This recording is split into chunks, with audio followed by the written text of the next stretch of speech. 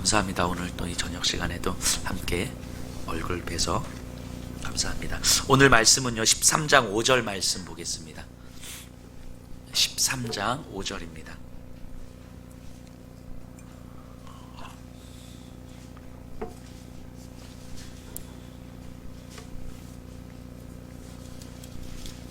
죄송해요. 14절입니다. 4절.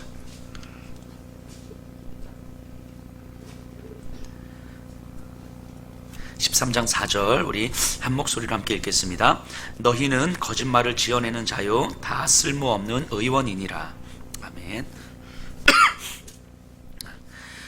제가 신학교 다닐 때 이런 분들이 좀 많이 계셨어요. 직장을 다니다가 뭐 사업을 하다가 쫄딱 망해서, 그리고 또 아니면 건강을 잃어서 큰 어려움을 겪었는데, 그때 하나님을 깊이 만나고 나서 삶의 의미를 다시 찾고 하나님의 부르심을 받아 이제 신학교에 온 거예요. 그리고 내 삶을 돌아보니 내가 당한 그 고난은 내가 정신 못 차리고 세상에 빠져 있는 나에게 하나님께서 드신 채찍이셨던 거죠. 그래서 이제는 마음이 평안해서 하나님의 부르심 앞에 내 삶을 드릴 것입니다. 뭐 이런 간증을 참 많이 듣게 됩니다. 그 은혜롭고 감동적인 스토리고, 하나님 또 그렇게 부르시고 사용하시죠. 충분히 가능한 일이죠. 또 이와 비슷한 간증 스토리들은 신학교가 아니어도 참 많이 듣게 됩니다. 하나님을 잘 믿지 않았는데, 아니 교회를 오래 다니고 있어도 뭐 나일론 신자였었는데 큰 고난을 당하고 그때 하나님을 깊이 만나서 내 삶에 다시 평안함을 찾았다는 그 간증, 그래서 하나님께서 삶도 회복시켜 주셨다는 이야기들을 많이 들어요. 이런 간증 스토리들은 진짜 귀한 거예요. 아름다운 스토리가 맞습니다. 그런데 조금 조심스럽게 우리가 한번 생각해 보면, 이 간증 스토리는 실제로도 많고 아름다운 이야기는 맞는데, 혹시 그 스토리 안에 우리가 이런 사고를 가지고 있을지도 모르겠어요. 어쩌면 내가 무언가를 잘못했는데 하나님은 나의 잘못에 대해서 채찍을 드셨고 그로 인해 고난을 당했다, 이런 방식의 사고들이 자리 잡고 있을지도 모르겠어요. 물론 우리의 죄로 인하여서 하나님은 고난을 주시기도 합니다. 또 우리에게 채찍을 드셔서 우리를 돌이키도록 하시기도 해요. 분명히 그건 하나님의 일하심이 맞아요. 그런데 그런 식의 사고가 우리 안에서 은연중에 익숙해지게 되면, 하나님 충분히 그러실 수 있는 분이지만 그런 사고가 우리에게 익숙해지게 되면 어느 순간 우리도 모르게 우리가 당하는 고난은 우리를 돌이키도록 하기 위한 하나님의 채찍이다 라고 하는 일종의 신앙적 원리가 자리 잡게 돼요. 그래서 고난을 이렇게 바라보게 되는 시선이 자동으로 형성이 되는 거예요. 마치 프로그램처럼. 그래서 누군가가 고난을 당하면 위로를 하면서도 하나님께 어떤 잘못을 했는가, 어떤 죄를 지었는가, 이 생각이 먼저 들어오는 거죠. 이게 마치 프로그래밍처럼 하나의 원리로 자리 잡게 되면. 그런데 이것은요 하나님의 성품을 오해하게 만들어요. 하나님은 마치 우리의 죄에 대해서 채찍을 드시는 분, 고난은 하나님의 채찍, 이런 방식으로 오해를 하게 만드는 거죠. 근데 이거는 좀 더 바꿔 이야기하면 순종은 복을 주시는 분, 이렇게 연결이 되는 거예요. 고난은 하나님의 채찍, 그럼 복은 순종의 결과, 이런 식의 원리가 자리 잡게 되는 거예요. 우리도 모르게.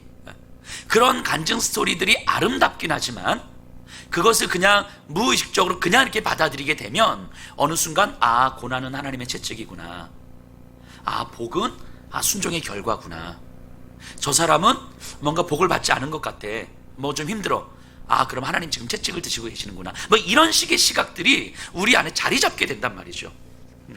어제도 잠시 말씀드렸던 것처럼 이스라엘 민족은요 신명기 신학이라는 원리로 신앙생활을 하고 있었어요. 그러니까 신명기 신학이라는 게 말씀에 근거하여서 이 순종하는 자에게 복을 주시고 불순종하는 자에게 저주를 내리신다는 그 원리예요. 그래서 그들은 고통을 당하면 그것은 죄의 결과라고 생각을 하고 있는 거죠. 자, 예수님 사역하실 때 생각해 보세요. 앞을 못 보는 사람이 있었는데 함께 있던 사람들이 묻습니다. 주님, 저 사람은 누구의 죄로 인함입니까? 이렇게 물어요.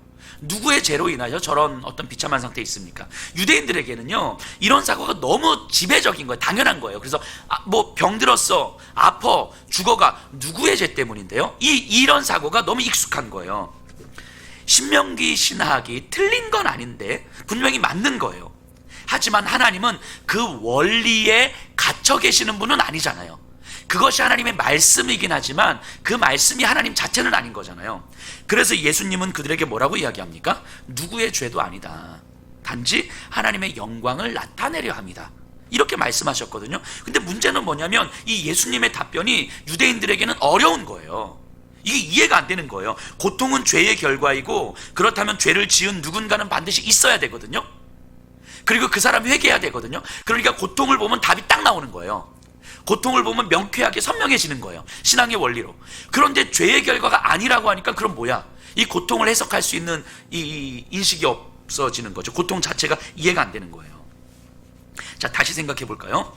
하나님은 분명히 순종에는 복을, 불순종에는 저주를 말씀하셨어요. 분명히. 하지만 그것은 하나님이 말씀하신 그 말씀의 극히 작은 일부일 뿐이지 하나님이 그런 분은 아니잖아요.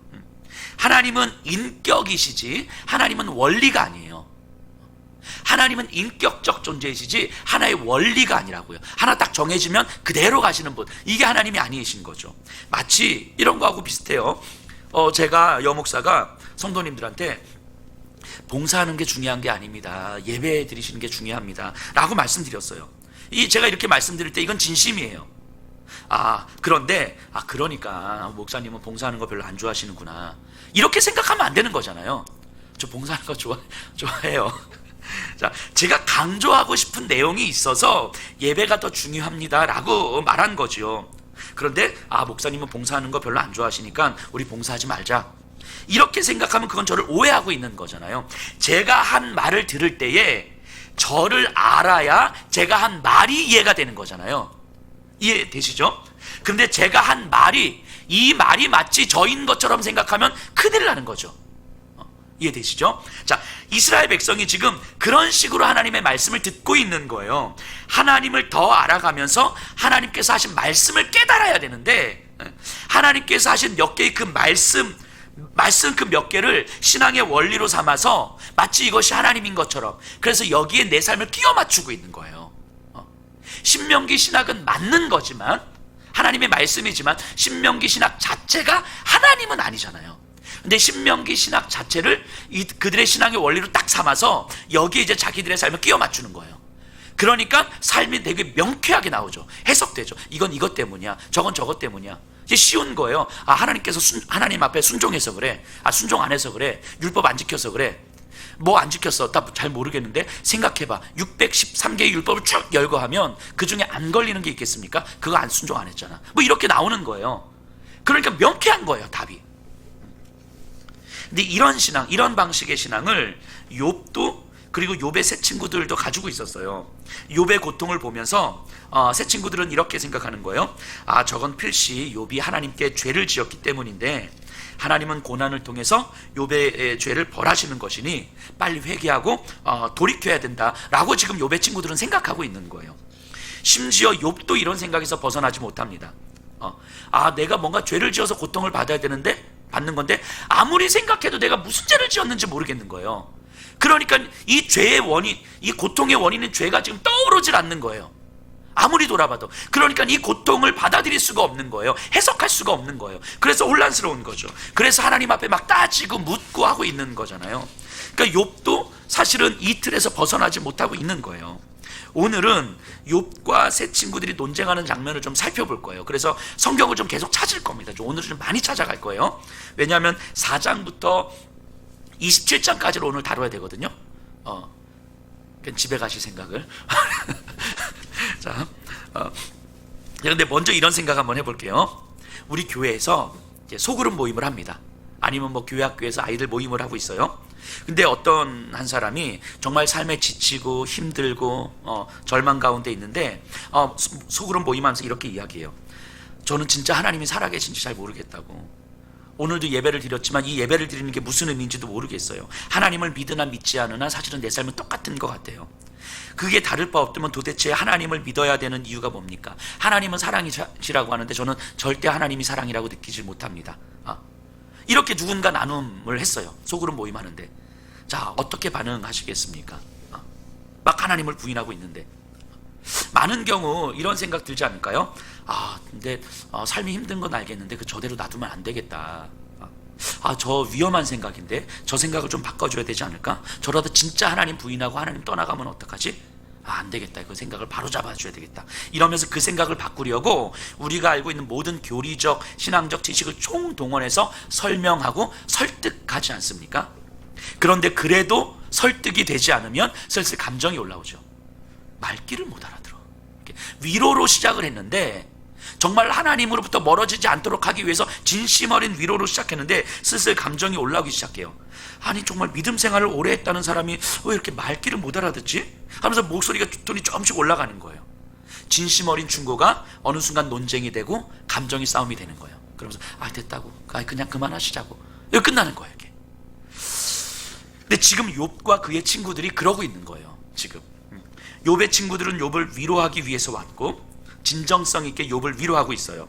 하지만 어느 순간 이 진정성 있는 친구들의 위로가 욥에게 위로는커녕 오히려 공격이 되고 있는 상황을 이제 우리는 보게 될 거예요.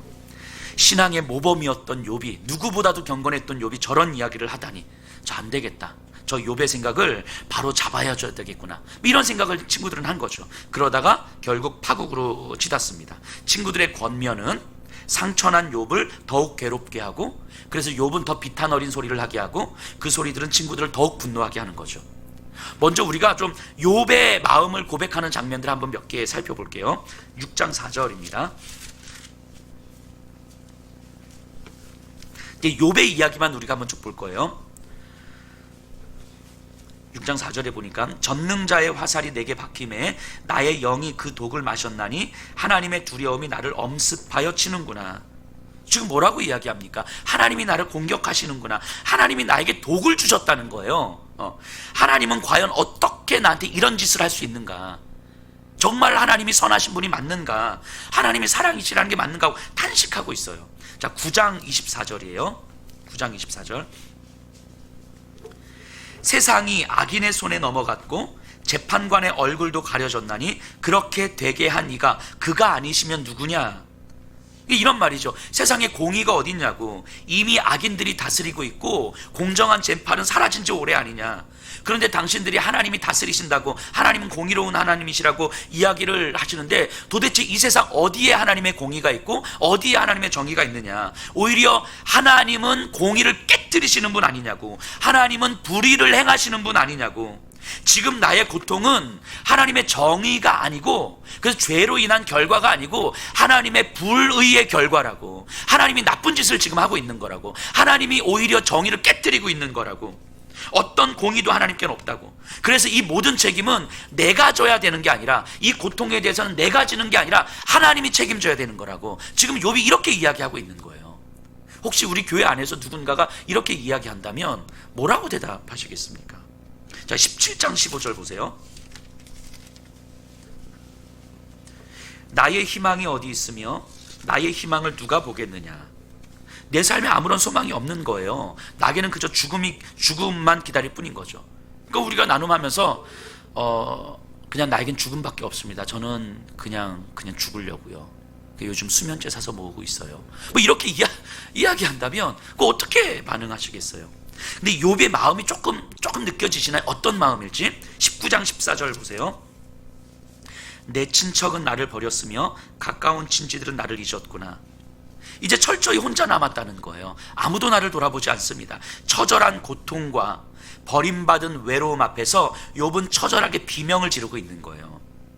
아무리 생각해도 이 비참함의 원인을 나에게서 찾을 수가 없는 거예요. 지금 사람들은 계속, 친구들은 너의 죄를 생각해보라고 이야기하는데 아무리 생각해도 찾을 수가 없는 거예요. 그러니까 하나님께 이 모든 원인을 돌리면서 막 쏟아붓고 있는 거 아닙니까? 이러고 있는데 지금 친구들은 욥을 향하여서 이렇게 이야기하는 거예요. 자, 너 진짜 생각을 해보라고. 너의 고통의 원인이 어떻게 하나님일 수 있냐고. 하나님이 전능하시다는 것을 네가 몰랐어? 너는 우리 중에서 누구보다도 경건했던 사람이잖아. 누구보다도 신앙생활 오래 했던 사람이잖아. 네가 하나님이 전능하시다는 것을 몰라? 네가 하나님이 정의롭다는 사실을 몰라? 그런데 하나님이 어떻게 불의하시다고 말할 수가 있어? 심지어는 이렇게까지 이야기해요. 너의 자녀들이 죄를 범했기 때문에 하나님께서 그 자녀들을 하나님의 벌에 놓아두신 거겠지. 정의로우신 하나님께서 어떻게 까닭 없이 아무 이유 없이 그럴 수가 있냐고. 네가 하나님이 공의롭다고 하는 것은 누구보다도 잘 알지 않느냐고. 하나님은 까닭 없이 진노하시는 분이 아니지 않냐고. 그러니까 하나님의 성품에 근거해서 욥의 탄식을 교리적으로 반박하고 있는 거예요. 근데 이 말들은요 다 맞아요. 틀린 말 없거든요. 그런데 이 친구들은 욥의 말을 듣고 있자니 하나님은 계속 불의하신 하나님이 되고 정의가 없으신 분이고 하나님은 인간을 까닭 없이 공격하시는 분인 거예요. 그러니까 그들은 욥을 설득해서 욥의 절망의 언어, 죽음의 언어, 원망의 언어들을 믿음의 언어로 바꾸어 주려고 하는 거예요. 믿음의 언어를 써야지. 하나님을 믿는다고 이야기를 해야지. 그런데 욥의 마음은 조금 달랐던 것 같아요. 19장 21절 가서 보세요. 계속 그렇게 이야기하는 친구들한테 21절, 나의 친구야 너희는 나를 불쌍히 여겨다오. 나를 불쌍히 여겨다오. 하나님의 손이 나를 치셨구나. 자, 욥은요 지금 친구들에게 애원하고 있는 거예요. 나를 지금 보라고. 지금 나에게 남은 게 뭐가 있냐고. 그런데 이 상황을 내가 안 받아들이고 싶어서 안 받아들이는 게 아니라 받아들일 수가 없다고. 이 상황을 받아들이는 게 나한테 너무 버겁고 너무 힘들고, 그래서 이걸 내가 원인이라고 이야기를 해버리면 사실은 나는 견딜 수가 없다고. 이해되지도 않고 받아들여지지도 않는다고. 그래서 하나님에게라도 누구에게라도 지금 쏟아낼 게 없으니까 나에게 원인을 찾을 수 있다면 내가 이것 때문이구나 라고 하면 내가 그걸 받아들이겠는데 못 찾겠는 걸 어떡하는 거예요. 그런데 누구에게라도 쏟아내야 되는데 쏟아낼 데가 없으니까 하나님에게라도 지금 다 쏟아붓고 싶은 거예요. 그러니까 친구들아, 나를 좀 괴롭게 하지 말아다오. 너희들의 말을 모르는 바는 아닌데 너희들의 말이 맞는데 근데 그 말이 나한테 받아들여지지가 않는다고. 이해가 되질 않는다고. 실제적으로 그 말이 교리적으로도 맞을 수 있지만 실제적으로 내가 받아들여지질 않는다고. 그러니까 무엇이 옳고 무엇이 그르기를 따지기 전에 나를 좀 불쌍히 여겨주면 안 되겠냐고. 나를 좀 긍휼히 여겨주면 안 되겠냐고. 이렇게까지 하나님 앞에 쏟아낼 수밖에 없는 내 마음을 조금 불쌍히 여겨주면 안 되겠냐고. 나도 지금 미치기 일보 직전인데 너희마저 다 내가 잘못했다고 빨리 회개하라고 재촉하면 도대체 내가 어떻게 살라는 거냐고. 지금 이러고 있는 거예요, 욥이요. 욥의 마음이 물론 몇 구절밖에 살펴보진 않았지만 욥의 마음이 조금 느껴지십니까? 어떤 마음이었지? 욥이요, 욥의 친구들의 말을 이해 못하는 게 아니에요. 누구보다도 그 말들은 다 알고 있고 다 이해해요. 누구보다도 잘 알고 있는 말들이에요. 근데 그 말들이 지금 내 상황 속에서 들어오질 않는 거예요. 그게 들어와 버리면 나는 못 견디는 거예요, 지금. 자, 어제 우리가 3장을 통해서 욥의 탄식을 살펴봤어요. 욥은 마지막까지 놓지 못하던 종교적 울타리가 있었잖아요. 하지만 이미 마음은 무너졌었고 현실은 받아들일 수가 없고 하나님은 정말 이해가 안 되고 그러면서 이악 물고 이 종교적 끈을 붙잡고 있었던 거잖아요. 근데 이 마지막 종교적 끈, 입술의 고백이 어떻게 무너집니까? 저는 친구들 때문이라고 생각해요. 2장 13절 가서 보세요. 2장 13절. 친구들이 와서 이렇게 합니다. 밤낮 7일 동안 그와 함께 땅에 앉았으나 욥의 고통이 심함을 보므로 그에게 한마디도 말하는 자가 없었더라. 친구들은요, 욥의 고통을 보면서 차마 아무 말도 못하고 함께 울고 함께 통곡하고 함께 아파했어요. 7일 동안 아무 말도 안 하고 그 옆에서 그냥 함께 주저앉아 울고 있었던 거예요. 그 모습이 저는 욥의 울타리, 마지막 울타리를 무너뜨렸다고 생각을 합니다. 완전히 자신을 무장해제 시킨 거죠.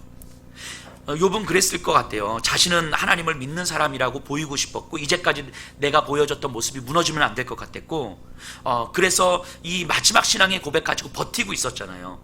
근데 그 친구들이 함께 울어주는 가운데 저 친구들이라면 나를 무장해제 시켜도 되겠구나. 그러면 그 친구들 앞에서 다 무너진 거예요. 욥은 이제까지 자신이 한 번도 해보지 않았던 그 탄식과 절망의 언어들을 친구들 앞에서 다 쏟아내는 거예요. 친구들도 아마 놀라지 않았을까요? 욥이 이런 사람이었나? 내가 하나님을 얼마나 원망하고 있는지, 내 모든 고통의 원인이 하나님 때문이고 하나님의 창조의 사역이 다 실패한 일이라고 지금 하나님 앞에 다 절망의 언어를 쏟아내고 있는 거예요. 하나님은 나를 공격하시고 하나님의 선함은 거짓말입니다. 욥은요, 욥에게 친구들이 진짜 위로자였을 거예요. 그 친구들 때문에 자신을 무장해제시키고 다 쏟아냈거든요. 자기 안에 있는 깊은 어떤 그 불신의 언어들, 절망의 언어들을 다 끄집어낸 거예요. 근데 그렇게 욥을 위로했던 친구들이 욥의 그 절망의 언어들을 들으면서 이런 생각을 한 거죠. 근데 욥 이대로 놔두면 안 되겠구나. 이 생각을 바꿔. 욥 안에 저런 게 있었어? 저런 마음이 있었어? 어떻게 저런 마음을 이야기할 수 있지? 힘든 건 알겠는데 저렇게까지 말하면 안 되는 건데 저 생각 바꿔줘야 되겠구나.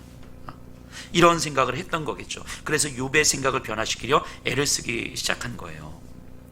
욥의 심경을 한번 생각해 보세요. 그 욥의 깊은 곳에서 벌어지는 그 치열한 싸움, 그 복잡하고도 미묘한 마음, 하나님을 붙들고도 싶은데 배신감도 느껴지고, 절망스러워 차라리 죽고 싶지만 이대로 끝나는 것이 두렵고, 하나님을 아예 떠나보려고 했지만 그건 정말 두렵고, 그래서 뭘 어떻게 해야 될지도 모르는 그 깊은 복잡한 심경 아닙니까?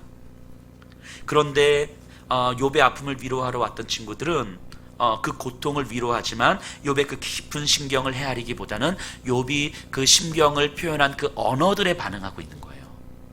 욥은 그 심경을 어떻게 표현할지 몰라서 절망의 언어와 저주의 언어를 쏟아붓고 있는 거거든요. 그런데 욥의 친구들은 이 깊은 심경을 바라보기보다 헤아리기보다는 이 언어들에 반응하고 있는 거예요. 언어들에. 그러니까 욥의 언어가 기존의 신앙의 교리와 맞지 않는 거예요. 신명기 신학의 원리 아래서 안 맞는 거예요. 하나님께서 우리에게 주신 그 원리에서 벗어나는 거예요. 그러면 안 되는 거였죠. 욥의 친구들 입장에서 보면. 그래서 그 언어들을 신명기 신학의 원리 안에서 하나님이 주신 원리 안으로 다시 들어오게 했어야 되는 거예요. 이게 친구들의 모습이었죠. 자, 5장 27절 가서 보세요.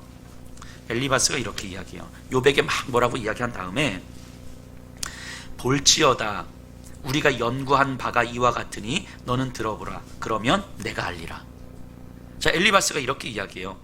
우리가 연구한 바가 이와 같으니라. 전통적 교리 안에서 배우고 습득한 거예요. 내 삶의 모든 울타리가 무너져서 복잡한 어떤 말로도 설명할 수 없는 심경을 고백하고 처절하게 비참하게 절망하고 있는 사람 앞에서 내가 배운 전통적 신앙의 교리로 지금 만나고 있는 거예요. 이게 차원이 다르잖아요. 실제적 삶 앞에서 이제까지 배웠던 전통적 교리를 가지고 들이밀고 있는 거죠. 하나님에 대해서 연구해서 알게 된 것들, 논리적으로 맞는 말들, 하지만 교리적이고 논리적인 언어들이 욥의 실제의 고통 앞에서는 한없이 가벼워 보이는 거예요. 글을 읽고 있는 우리는 아는 거죠. 제 친구가 예전에 제 신학교 동기인데요. 그 친구가 결혼을 좀 늦게 했는데 결혼한 지 한 6개월쯤 됐을 때 그 권사님 댁에 어느 권사님 댁에 신방을 갔는데 그 권사님 댁 결혼한 지 이제 한 40-50년도 넘으신 거죠. 근데 그 권사님이 뭐 결혼 생활이 뭐 힘들다, 남편 때문에 힘들다, 그 연세에도 이제 그렇게 말씀하시는 거예요. 제 친구가, 결혼한 지 6개월 된 친구가, 그렇죠 권사님, 저도 결혼해보니까 알겠더라고요. 되게 웃기죠.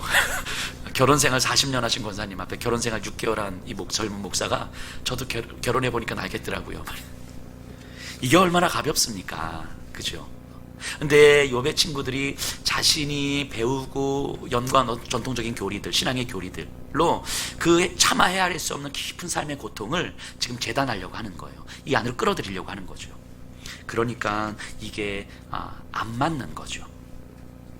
자, 이 장면을 오늘날 우리의 모습 속에서 다시 한번 좀 생각해 볼게요. 오늘날 교회와 그리스도인들을 생각해 보세요. 교회와 그리스도인들의 언어는 분명히 소망의 언어이고 겸손과 순종과 경외와 같은 거룩한 언어가 맞아요.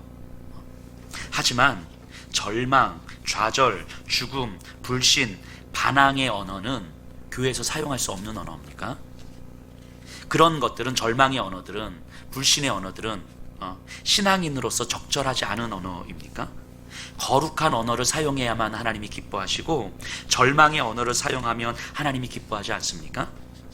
그래서 내 삶이 얼마나 힘에 겹든 고통스럽든 그 마음은 숨긴 채 의지적으로라도 거룩한 언어를 사용해야만 하는 것입니까? 내 마음은 지옥 같은데 우리가 기도하면서 참 아름답고 선하신 거룩하신 하나님, 이렇게 기도해야만 하나님께서 기뻐하는 거예요? 안 믿어지는데, 지금 힘들어 죽을 것 같은데 웃으면서 정말 하나님만이 소망이라고 이렇게 말을 해야만 하는 것입니까? 교회와 그리스도인들은 이런 언어를 써야만 합니까? 제가 청년들을 만나면서 이런 느낌을 가끔씩 받아요. 모태신앙으로 자란, 아니면 어렸을 때부터 신앙생활을 한 청년들과 이야기를 하다 보면 어떨 때는 앵무새 같다는 느낌이 들 때가 있어요.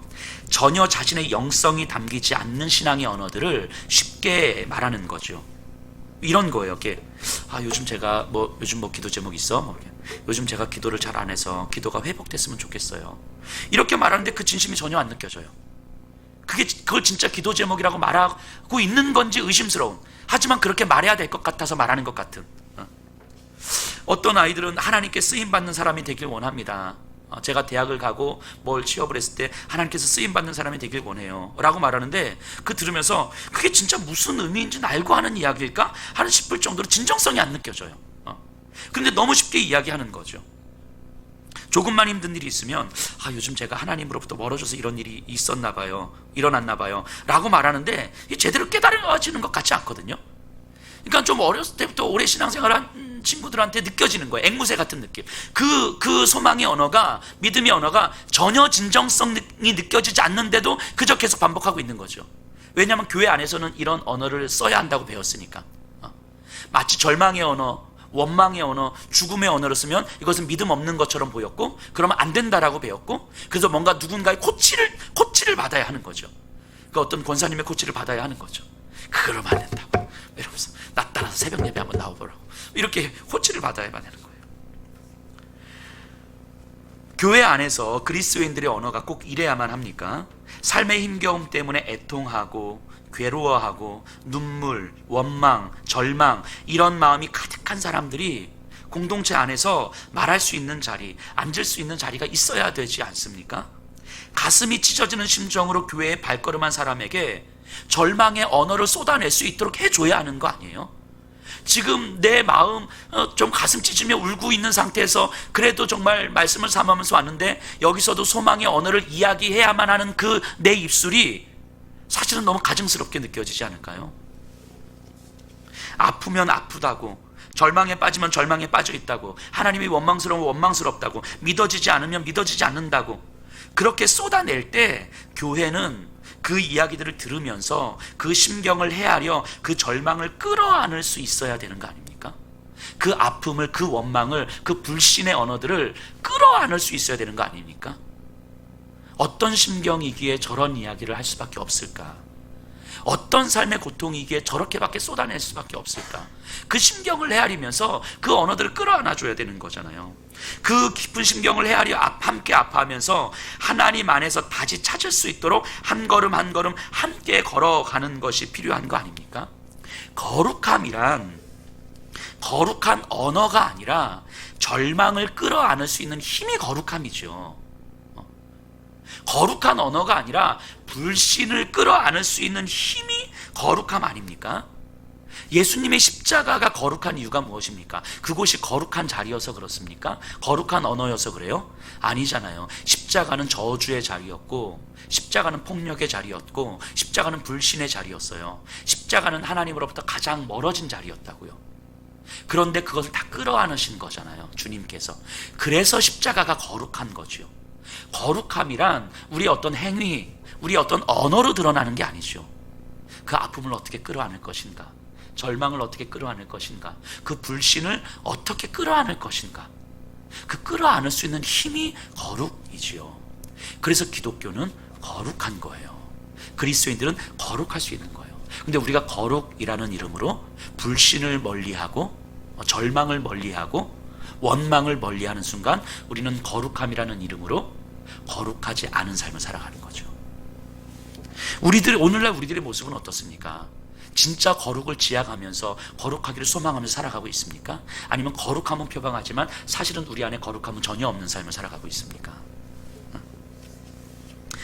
이 거룩함이 없다면 우리도 모르는 사이에 욥의 친구들과 같은 잘못을 저지를 수 있어요. 친구들은 이 욥에게 크게 세 가지의 주제로 이야기를 하거든요. 왜냐하면 첫 번째는 고통은 죄의 결과다, 그러니까 회개해라. 두 번째는 하나님 앞에서 네가 잘못 없다고, 의롭다고 이야기하지 마라. 세 번째는 불평하지 마라. 하나님은 가장 선하신 분이다. 이 세 가지의 주제로 이야기를 해요. 자, 지금부터 이제 친구들의 말을 몇 구절 이제 살펴볼 거예요. 자, 엘리바스가요 3장에서 욥의 탄식을 듣고 나서 바로 반응을 하는데요, 4장 3절에서 5절입니다. 넘어지는 자를 말로 붙들어 주었고 무릎이 약한 자를 강하게 하였거늘 이제 이 일이 내게 이름에 내가 힘들어하고 이 일이 내게 닥침에 내가 놀라는구나. 자, 지금 뭐라고 이야기하냐면, 욥아, 네가 전에는 고난당하는 사람들에게 하나님의 말씀으로 위로하지 않았냐고. 지금 너가 했던 그 말들을 생각해 보라고. 그런데 정작 네가 고통을 당하니까 네가 놀라는 거냐? 네가 했던 말들을 생각해봐. 그리고 그 말들을 너에게 적용해야지. 지금 이렇게 이야기하는 거예요. 4장 7절, 생각하여 보라. 죄 없이 망한 자가 누구인가? 정직한 자의 끊어짐이 어디 있는가? 내가 이제까지 죄 없이 망한 자를 보지 못했다. 지금 네가 고통 가운데 있는 것은 너의 죄 때문 아니겠냐고. 하나님은 정의로우신 분인데 하나님은 실수가 없으신 분 아니냐고. 너는 너의 죄를 잘 돌아보고 빨리 하나님 앞에서 돌이켜 회개해라, 이 얘기하는 거예요. 아직은 엘리바스가요 온건하게 이야기합니다. 아직 이제 처음이잖아요. 지금 총 3라운드까지 뛰어야 되는데 지금 1라운드거든요. 그러니까 온건하게 이야기해요. 그런데 그러자 내가 뭘 잘못했냐고 항변하는 욥에게 두 번째 친구인 빌닷이 이야기해요. 8장 4절, 내 자녀들이 주께 죄를 지었으므로 주께서 그들을 그 죄에 버려두셨나니. 너의 자녀들이 죄를 지었으니까 마땅한 벌 받은 거 아니겠어? 사람들은 모르지만 사실은 너의 자녀들이 하나님 앞에서 남들은 알지 못하는 죄를 지었겠지. 그런데도 불구하고 왜 너는 계속 하나님 앞에서 네가 잘났다고 고집을 피우냐? 조금 잔인하죠. 어쨌든 그 죄에 대한 이야기를 합니다. 그러면서 8장 6절 7절, 또 청결하고 정직하면 반드시 너를 돌아보시고 내 의로운 처소를 평안하게 하실 것이라. 내 시작은 미약하였으나 내 나중은 심히 창대하리라. 이 말씀만 보세요. 얼마나 은혜로운 말씀입니까? 네가 정직하면 하나님께서 너를 돌아보실 것이다, 뭐 이런 얘기잖아요. 하지만 이 말씀은 어떤 이야기입니까? 네가 너의 자녀들의 죄도 네가 회개하고 너의 고통에 대해서 너의 죄를 네가 회개해야지. 네가 회개하고 다시 청결하게 되면 하나님은 너를 돌아볼 거야. 다시 돌봐줄 거야. 지금은 네가 너의 죄로 인하여서 모든 것을 잃어버렸지만 너의 죄를 온전히 회개하면 하나님은 너를 이전처럼 다시 울타리를 쳐주실 거야. 이런 얘기잖아요. 내 시작은 미약하였으나 내 나중은 창대하리라. 그래서 우리가 예수님 믿는 사람들이 이제 식당에 이 문구를 붙인 이유는 회개하겠습니다라는 마음으로 붙여놓은 걸 거잖아요. 그죠? 뭐 창대하게 되기를 원하는 게 아니라 내가 회개합니다, 이 마음이라고 믿습니다. 네, 어쨌든 근데 결국 탄식하고 있는 욥에게 회복할 수 있는 길이 있어. 네가 고통 중에 힘들어하는 욥에게 하나님은 회개하는 자에게 은혜를 주시고 돌아오는 자를 멸시하지 않으셔. 그러니까 너가 너의 죄를 깨닫고 하나님께 바짝 엎드려, 이 얘기하고 있는 거잖아요. 결국 무슨 얘기입니까? 너의 고통의 원인은 너한테 있는 거지. 지금 누구 탓을 해? 이 얘기하는 거잖아요. 자, 소발, 세 번째 친구 소발은 이렇게 이야기해요. 11장 7절, 내가 하나님의 오묘함을 어찌 능히 측량하며 전능자를 어찌 능히 완전히 알겠느냐.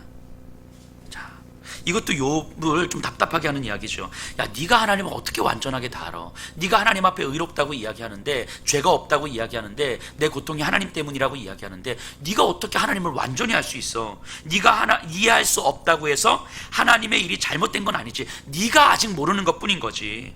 그런데 너는 어떻게 하나님이 잘못됐다고 이야기할 수 있어? 라고 욥을 몰아붙이고 있는 거예요.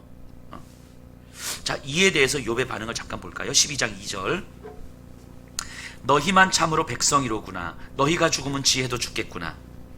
굉장히 지금 비꼬고 있는 거예요. 너희만 하나님을 아느냐? 너희만 참 지혜야? 야, 그럼 니들이 죽으면 지혜도 없어지겠네? 뭐 이런 얘기죠. 그러니까 욥도요, 사실은 친구들의 말이 틀렸다고 생각하는 게 아니에요. 그 말은 맞는 말이에요. 신학적으로, 교리적으로 다 맞는 말이에요. 하지만 그 말, 그 교리가 전부라고 생각해서 모든 상황에 그 교리를 다 적용하려고 하는 친구들이 야속한 거예요. 지금 공식처럼 하나님의 그 성품에 근거해서 자신의 고통을 판단하는 것이 마치 공식에 적용하듯이 판단하는 것이 받아들여지기 어려운 거예요, 지금 욥은. 근데 이렇게 해서 새 친구들과의 논쟁이 1라운드가 끝납니다. 이렇게 한 번씩 돌아가서. 그리고 이제 두 번째 라운드가 시작되는데요. 논쟁이 진행될수록 친구들의 언어는 조금씩 더 거칠어져요. 15장 5절 6절 한번 보세요. 15장 엘리바스가 하는 이야기인데요.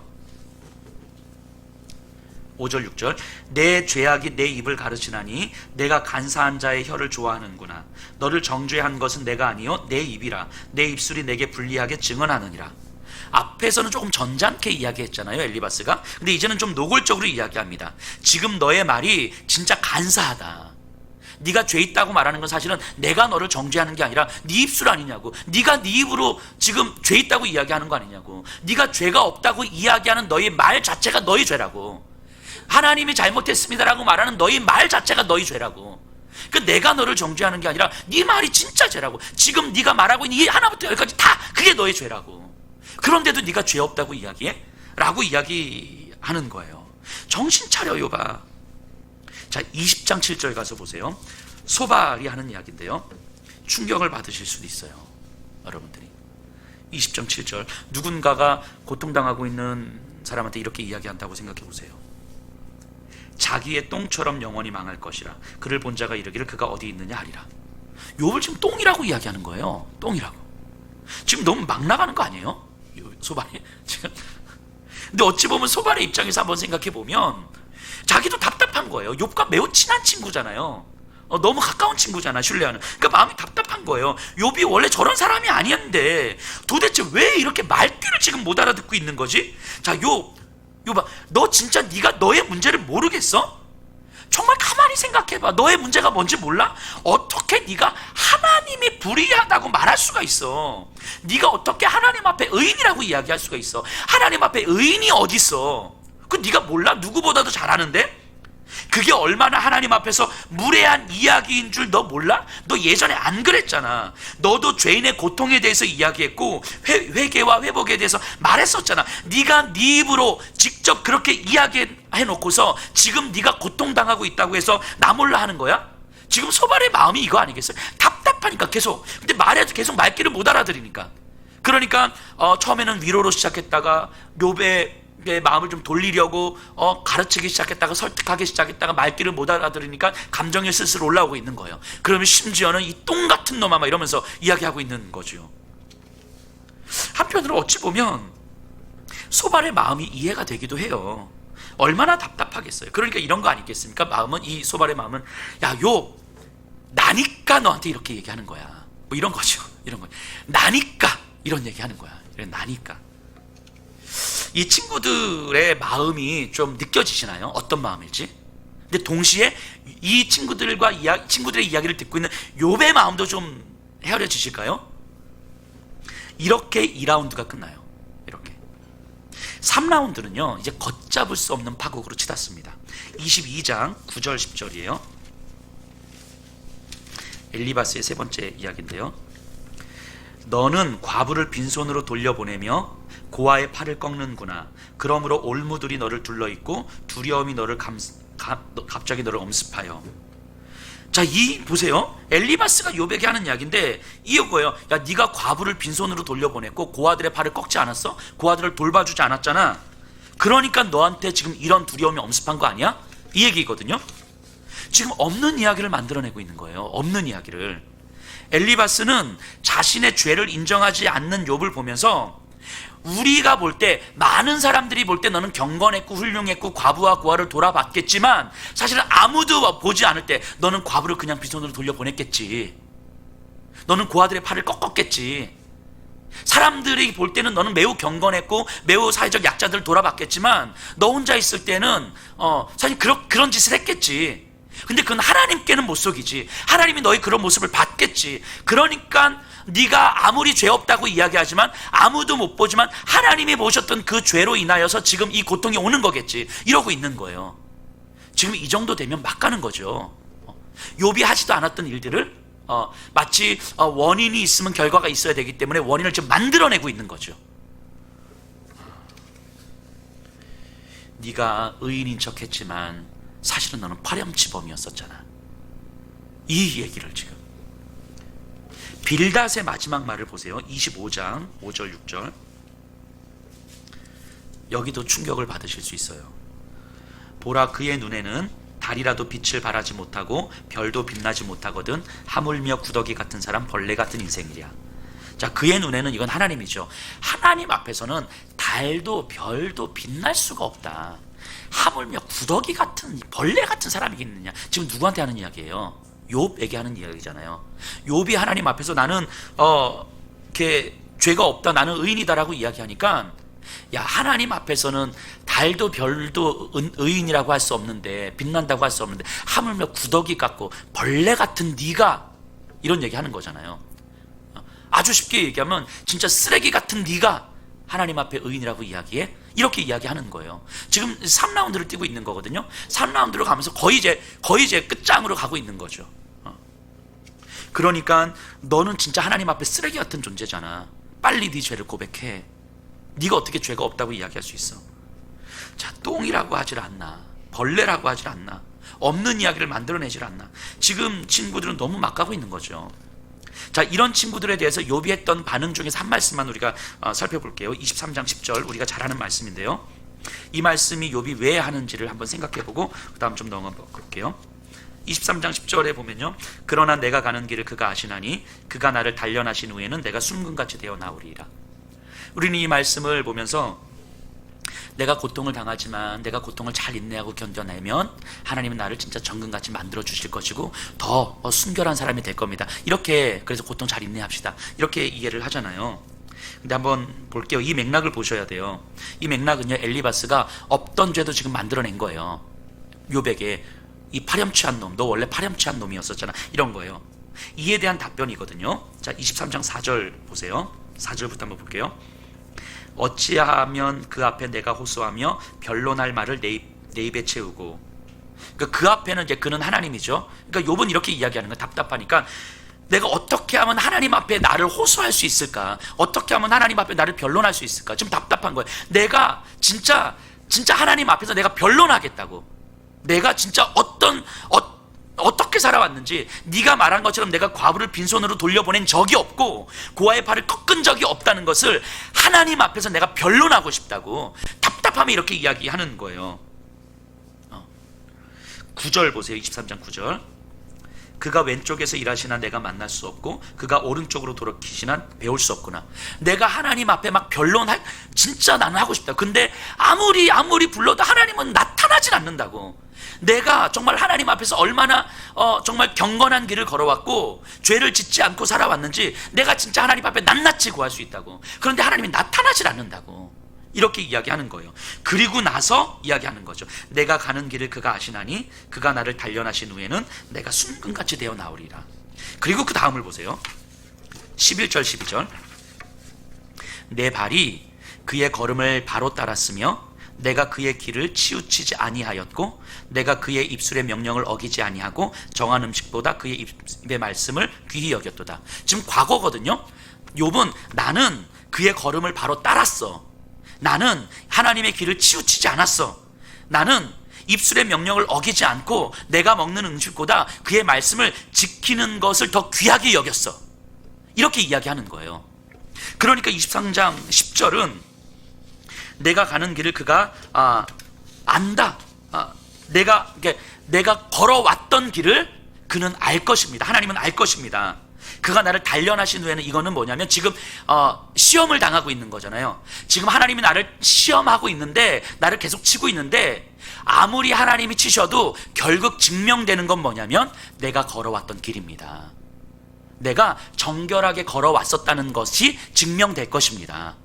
이건 증명된다는 게 미래형이 아니에요. 고난을 지키고 인내하고 났을 때 내가 만들어질 그 어떤 모습을 이야기하는 것이 아니라 내가 과거에 얼마나 순금 같은 삶을 살아왔는지, 정결한 삶을 살아왔는지에 대한 이야기를 하는 거예요. 그래서 내가 시험을 지금 당하지만 결국 증명되는 건 내가 죄인이라는 사실이 아니라 내가 올바른 길을 걸어왔었다는 것이 증명될 겁니다 라고 이야기하는 거예요. 이 23장 10절은 그 말씀이죠.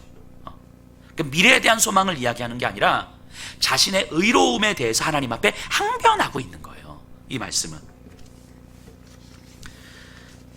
그런데 이 말씀을 내가 단련된 후에는 내가 정금같이 될 것입니다 라고 말하면 지금 앞뒤 문맥 자체가 다 내가 얼마나 의로운 사람이었는지 항변하겠다고 계속 이야기하고 있는데 갑자기 미래에 대한 소망을 이야기한다는 게 전혀 문맥적으로 맞지 않잖아요. 그러니까 이 구절 하나만 딱 가지고 와서 보면 그렇게 해석할 수는 있지만 사실은 이 말씀은 그렇게 미래에 대한 소망으로 해석할 수 있는 구절이 아니다라는 거예요. 자신의 의로움을 항변하는 거죠. 어쨌든 이러고 있으니까 친구들이 환장을 하는 거예요. 친구들이 도대체 말귀를 못 알아듣는 거죠. 도대체 지가 뭔데 하나님 먹고 나오라고 이야기를 하지 않나, 하나님 앞에서 죄가 없다고 이야기하지 않나. 그래서 뭐 똥이니 구덕이니 이제 막말을 뱉고 있는 거죠. 친구들의 입장에서 보면요, 욥은 배교와도 같은 수준의 길을 걷고 있는 거예요. 지금 친구들 입장에서 보면 여호와의 신앙을 지금 떠난 거예요. 친구들 입장에서 보면. 그런데 저는 다시 한번 보면서 욥이 진짜 교만합니까? 욥의 심경을 한번 헤아려 보세요. 그의 기도에는 하나님을 향해서 견딜 수 없는 질문들로 가득 차 있는 거예요. 도저히 이해할 수 없는 이 혼란스러움 앞에서 할 수 있는 게 하나님께 질문 던지며 따지는 것밖에 없는 거예요. 도대체 하나님 내가 뭘 잘못했냐고. 진짜 내가 잘못한 게 있다면 하나님 나타나셔서 말씀하시라고. 그럼 내가 듣겠다고. 안 듣겠다는 게 아니라고, 듣겠다고. 근데 아무리 생각해도 내가 도대체 뭘 잘못했는지 모르겠는데 계속 내 잘못이라고 이야기하면 그걸 내가 어떡합니까? 그럼 나타나셔서 말씀을 하시든가. 나는 도저히 모르겠다고. 이 고통이 나의 잘못으로 인한 것이 아닌 것 같은데 그러면 하나님 이걸 어떻게 내가 받아들여야 되냐고. 나의 잘못이 아니라면 나는 왜 이런 고통을 당해야 되는 거고, 나의 잘못이라고 한다면 나타나셔서 말씀을 좀 해주시라고. 근데 어떤 것도 없는 거예요. 그러니까 이런 상황 속에서 욥이 할 수 있는 거라곤 하나님께 질문 던지고 하나님께 따지는 것 말고는 없는 거예요. 자신을 항변하면서 내가 이렇게 의로운 길을 걸어왔는데 아니라면 말씀해 달라고 하나님 앞에 따지고 있는 거예요. 이게 욥이 교만한 게 아니라 욥이 할 수 있는 최선을 다하고 있는 거 아닐까요? 욥이 진짜 내가 하나님 의인인데 하나님 까불지 마 뭐 이러고 있는 게 아니라 진짜 하나님 앞에서 욥이 할 수 있는 최선을 다하고 있는 거잖아요. 내 마음을 숨기고 싶지 않은 거예요. 내 마음을 거룩한 언어로 속이고 싶지 않은 거예요. 도저히 이해도 안 되고 받아들여지지 않고 내가 뭘 잘못했는지도 모르겠는데 하나님 내가 회개하겠습니다. 하나님 내가 회개하겠습니다. 이럴 수가 없는 거예요. 이건 거짓말하는 거잖아요. 이건 하나님 앞에 내 마음을 숨기는 거잖아요. 이거는 하나님 앞에 최선을 다하는 것이 아니라 외면하고 회피하는 거잖아요. 신앙의 원리 안에 가둬지는 거잖아요. 그런데 욥은 이럴 수가 없는 거예요. 지금 욥은 정말 최선을 다하고 있는 거예요. 자기가 할 수 있는 최선. 도저히 이해가 안 되니까, 도저히 받아들여지지 않으니까. 그 뒤에 이제 목요일 금요일 가면서 우리가 계속 살펴보겠지만 이제 본격적으로 욥은요 하나님을 재판장으로 소환합니다. 재판의 언어들을 쓰면서 하나님 나오시라고, 나하고 변론하자고, 나는 하나님과 변론할 자신이 있다고, 하나님도 하나님의 말씀을 하시라고, 나를 설득시키라고, 나는 하나님을 설득시킬 자신이 있다고. 지금 욥은 할 수 있는 최선을 다하고 있는 거예요.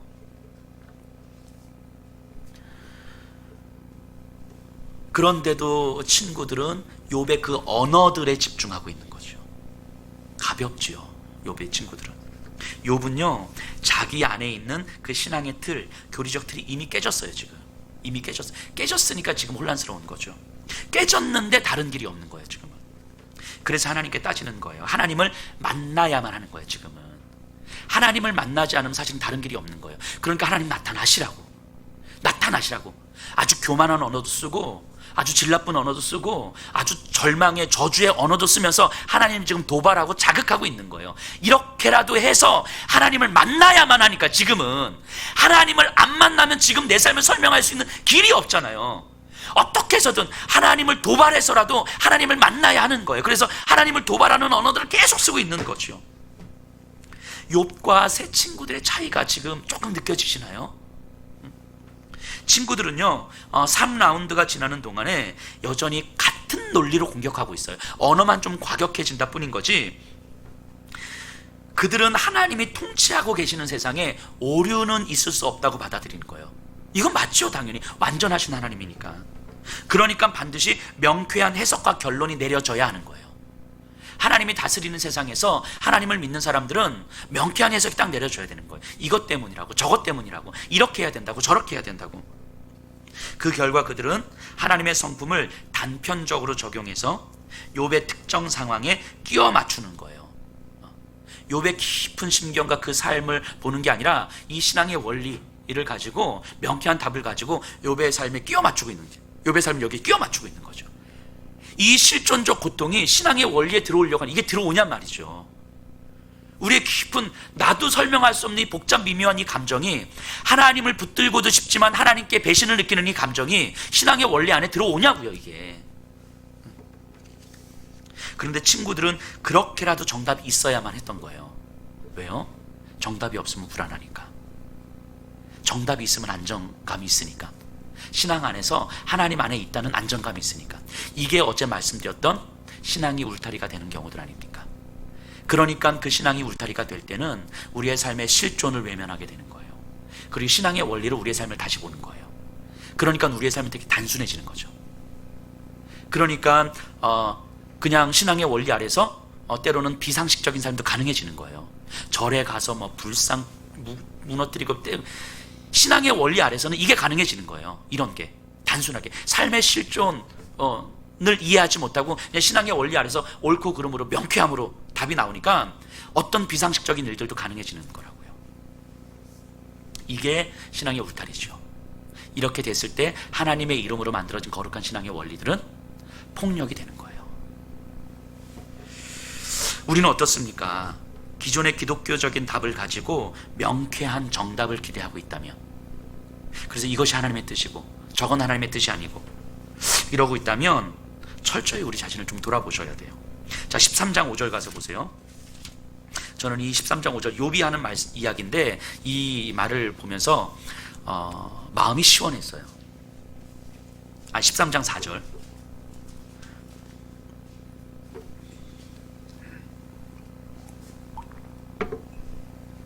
너희는 거짓말을 지어내는 자요 다 쓸모없는 의원이니라. 쓸모없는 의원이니라. 욥에게 친구들은 옳은 말은 하지만 쓸모없는 의원이었어요. 의학적 지식은 많이 가지고 있지만 그걸로 실제 사람을 고칠 수 없는 의사처럼, 신앙적 지식은 많이 가지고 있지만 그것으로 사람을 위로하지도 못하고 고치지도 못하는 사람들, 쓸모없는 의원이라고 이야기해요. 바리새인들, 유대 종교 지도자들이 그랬잖아요. 그들은 엄청난 율법의 지식을 가지고 있었거든요. 하지만 그것을 가지고 사람들을 오히려 죽이기만 했지 살릴 수는 없었어요. 그들은 쓸모없는 의원이었죠. 그들에게, 쓸모없는 의원들에게 하나님은 인격이 아니었어요. 원리였지. 하나님은 이런 분, 하나님은 저런 분, 이게 하나님의 뜻, 저게 하나님의 뜻. 우리 안에 원리였지 인격이 아니었어요. 인격적 만남이라는 게 뭐예요? 저와 이렇게 만나갈 때, 저와 만난 지 2년 됐다고 생각해 보세요. 2년 전에 저하고 만났던 그 기억을 가지고 2년 후에도 동일하게 가면 안 되잖아요. 2년이 지나면서 저도 변하잖아요. 저와 2년 동안 관계를 맺는다는 이야기는 2년 동안 계속 변화되는 관계 속에서 만나는 거잖아요. 이게 인격적 관계잖아요. 근데 목사님 처음에 내가 저를 처음 만났을 때 그 모습 딱 가지고 그걸 하나의 원리로 만들어버리면 저는 10년이 지나도 그 사람이 되어야 되는 거잖아요. 근데 제가 그 사람이 아니면 목사님 변했어 이렇게 가는 거잖아요. 원리가 되는 거예요. 원리가. 이 쓸모없는 의원들에게 하나님은 원리였어요. 인격이 아니었어요. 그러니까 그 원리를 따라야 했고 그 원리를 벗어나면 안 되는 거였죠. 그런데 하나님은 원리가 아니잖아요. 하나님은 인격이시잖아요. 관계를 맺으시는 인격, 정해진 공식이 있는 게 아니에요. 매일매일의 만남 속에서 하나님을 알아가는 거예요. 어제 알았던 하나님으로 오늘을 사는 것이 아니라 어제 알았던 하나님으로 감사하지만 오늘은 오늘 하나님을 또 만나는 거예요. 이게 인격적 관계잖아요. 그런데 어느 순간 하나님이 원리가 되어버리면 하나님은 그 원리를 깨트리시는 거예요. 하나님은 우리 안에 있는 하나님을 원리로 삼는 그 원리들을 깨트리신다고요. 왜냐하면 하나님이 원리가 되는 순간 우리는 의도와 상관없이 하나님을 무시하게 되니까, 의도와 상관없이 하나님을 소홀히 여기게 되니까, 하나님을 업신 여기게 되니까, 하나님이 우리를 너무 사랑하시기에 네가 나를 업신 여기는 모습을 내가 어떻게 보냐고 우리의 원리를 깨트리시는 거예요. 그때 우리는 혼란스러움을 경험하는 거죠. 내가 이제까지 알고 있었던 것들이 나에게 적용이 안 되는 거예요. 하나님은 지금 욥에게 있었던 그 원리들을 깨트리고 계시는 거예요. 그래서 그 실존적 고통 가운데 기존의 신앙적 교리가 가진 그 맹점을 발견하게 된 거예요. 그러니까 혼란스러움을 지금 경험하고 있는 거죠. 그래서 하나님을 만나야만 하는 거예요. 하나님을 직접 만나지 않으면 이 원리가 깨졌는데 다른 길이 없는 거죠. 그래서 욥은 혼란스러운 현실에서 죽음을 고민하다가 불평과 원망을 하다가 급기야 하나님을 만나야만 하겠다고, 도대체 하나님 내가 왜 이런 시간을 보내야 되는지 하나님께 들어야겠다고, 나는 하나님을 무조건 만나야 하겠다고, 내가 죽더라도 하나님한테 그 이유라도 듣고 죽어야 되겠다고, 죽음의 언어에서, 불평과 원망과 절망의 언어에서 하나님을 만나야만 하겠다는 어떤 우리가 생각하는 거룩한 의미의 어떤 소망이 아닌, 하지만 이를 악물고 하나님께 따지기 위해서 하나님을 만나야겠다는 언어로 지금 바뀌어가고 있는 거예요. 욥은 기존의 한계가 깨어진 상황에서 새로운 하나님의 언어를 받아들일 준비를 하고 있는 거죠. 이런 언어는, 이를 악물고 하나님을 만나야만 하겠다고 하는 이런 언어는 이제까지 욥에게는 없었어요. 그런 신앙은 욥에게 없었다고요. 그런데 이 기존의 울타리들이 깨지기 시작하니까 정말 이제까지 자기에게 없었던, 하지만 하나님을 만나면 해결될 수 있을 것 같은 그런 언어들을 지금 배우고 있는 거죠. 이 새로운 언어들, 새로운 하나님을 받아들이기 위해서 준비하는 과정들은 어찌 보면 그의 울타리가 넘어졌기 때문에 가능해진 거 아니겠습니까? 욥의 고통을 하나님의 시선에서 바라보면 이렇게 이해가 되는 거예요. 우리가 오늘 말씀을 한번 좀 정리해 보도록 하겠습니다. 욥의 고통은요, 우리의 고통은요, 나쁜 게 아니에요. 힘든 게 나쁜 건 아니잖아요. 힘들고 절망할 수는 있지만 그게 나쁜 건 아니잖아요. 우리의 고통은요, 나쁜 게 아니에요. 고통 속에 절망의 언어, 죽음의 언어를 말하는 게 나쁜 게 아니라고요. 그건 어찌 보면 너무 당연한 거 아닙니까? 어떤 소망도 품을 수 없는 삶에서 절망과 원망과 눈물밖에 없어 한탄하는 사람들의 자리가 교회에 있어야 되는 거잖아요. 그 적어도 교회 오면 내가 절망스럽다고 소리칠 수 있어야 되는 거잖아요. 하나님 진짜 살아계시는 거냐고, 하나님 사랑이 맞냐고, 하나님 선한 분 아니신 것 같다고, 하나님 불의하신 것 같다고, 하나님이 나를 지금 공격하시는 것 같다고 소리칠 수 있는 자리가 있어야 되는 거잖아요. 교회에는 거룩함이라는 이유로 절망을 배격하고, 거룩함이라는 이유로 원망을 배격하고, 거룩하고 경건한 언어만을 사용한다고 말하는 것이 오히려 거룩함을 버리는 거 아닙니까? 그래서 절망밖에 할 수 없는 사람들이 교회에 왔는데 자기들이 자리가 없어. 사람들이 너무 거룩해 보여. 원망밖에 할 수 없고 하나님이 믿어지지 않는 사람들이 교회 안에서 있을 수 있는 자리가 없는 거예요. 사람들이 너무 믿음 좋아 보여서. 근데 그 믿음 좋아 보이는 사람들도 사실은 아니잖아요. 그 안에 절망의 언어들이 있잖아요. 그 안에 원망의 언어들이 있잖아요. 그 절망과 원망과 죽음을 끌어안을 수 있는 힘이 거룩이에요. 그게 거룩이에요. 우리 진짜 거룩해져야 되는 거잖아요. 예수님의 십자가가 절망과 원망과 불신을 끌어안으셨던 것처럼, 혹시 우리 그리스도인들이 이 시대에 쓸모없는 의원이 되고 있지는 않습니까? 혹시 우리가 쓸모없는 의원이 되고 있지 않아요? 오랜 신앙생활과 많은 지식이 누군가를 살리지도 못하고 오히려 누군가를 죽이고 있지는 않습니까? 삶의 울타리들, 신앙의 울타리들이 무너질 때, 그래서 혼란스럽고 힘들 때 우리 이렇게 좀 받아들이셨으면 좋겠습니다. 하나님이 저를 쓸모없는 의원으로 살게 하지 않으시려고. 너 언제까지 그렇게 쓸모없는 의원으로 살래? 너 나를 믿은 지가 얼만데, 이제 10년, 20년, 30년 되어가는데 언제까지 쓸모없는 의원으로 살래? 그렇게 살지 말라고. 그렇게 하나님 움직이고 계시다는 것을 우리가 이제 좀 깨달아야 되지 않겠습니까? 하나님 자신이 고통을 감수하시며 나의 울타리를 무너뜨리고 계심을 받아들이게 해달라고. 그래서 우리의 간절함은 또 다른 울타리가 세워지는 것이 아니라 하나님을 만나야만 하겠다고, 하나님을 만나야만 하겠다고, 하나님을 만나야만 이 혼란스러움 해결될 것 같다고. 이 간절함이 우리의 유일한 간절함이어야 되지 않겠습니까? 우리 좀 같이 기도했으면 좋겠습니다.